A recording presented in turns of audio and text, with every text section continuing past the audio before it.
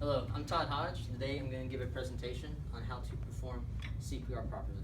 Imagine you're at the golf course on a sunny day with your friends playing golf, and all of a sudden you notice an older gentleman collapse to the ground in the group in front of you. As you approach the gentleman, you notice that he's pale, cool, doesn't have a pulse, and is not breathing. Would you know what to do in a situation like that?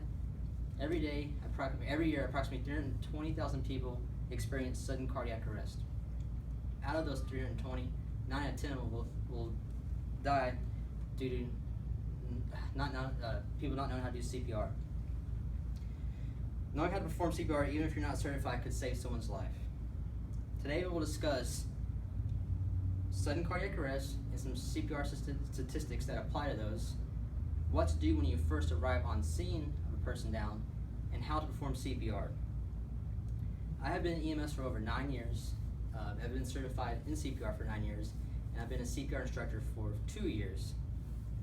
Some of my information is going to come from the American Heart Association and the Association for Sudden Cardiac Arrest Foundation. First, we'll discuss cardiac arrest and the statistics that pertain to CPR. Sudden cardiac arrest is when the heart suddenly stops beating, which prevents blood from going to vital organs such as the brain, the lungs, and so on. If CPR is not started immediately when a person goes down, the person can die within minutes. Rapid treatment with an AED can be life-saving for a person that is in cardiac arrest. We will look at the statistics pertaining to cardiac arrest and CPR. Cardiac arrest is one of the largest causes of death within the United States. On average, 320,000 people die from it. 9 out of 10 people who suffer cardiac arrest will die. According to the Study of Cardiac Arrest Foundation, all the people who suffer cardiac arrest, only 32% receive bystander CPR. And only 2% of that 320,000 will be treated with the AED outside the hospital. Now that we know the statistics and see there is a lack of people providing CPR, we will now look at how to perform CPR. So, what to do when you first arrive on scene to a patient that has experienced cardiac arrest. First, you want to check for scene safety. You want to look for any power lines that may be down, any natural hazards, any irate bystanders, or any criminals that may have caused the person to go in cardiac arrest. First, you want to check for responsiveness. So you'll walk up to your patient or the victim and say, "Sir, sir, sir, are you awake?"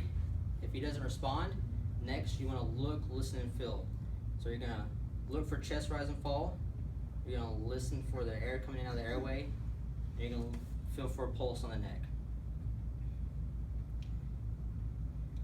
If you're not able to feel a pulse or they're non-responsive, you want to activate 911. You want to have another bystander call 911, or you want to call the 911 yourself before starting CPR.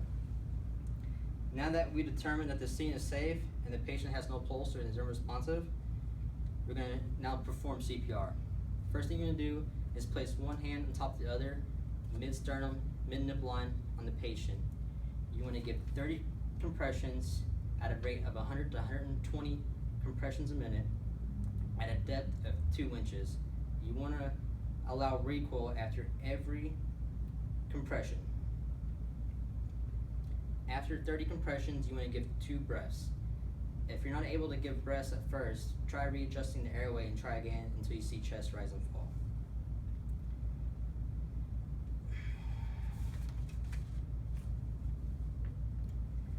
Continue CPR until someone arrives on scene with an AED, or medical personnel arrive on scene, or the patient regains consciousness. If you're at a location with an AED, follow instructions on how to apply AED and when to continue CPR.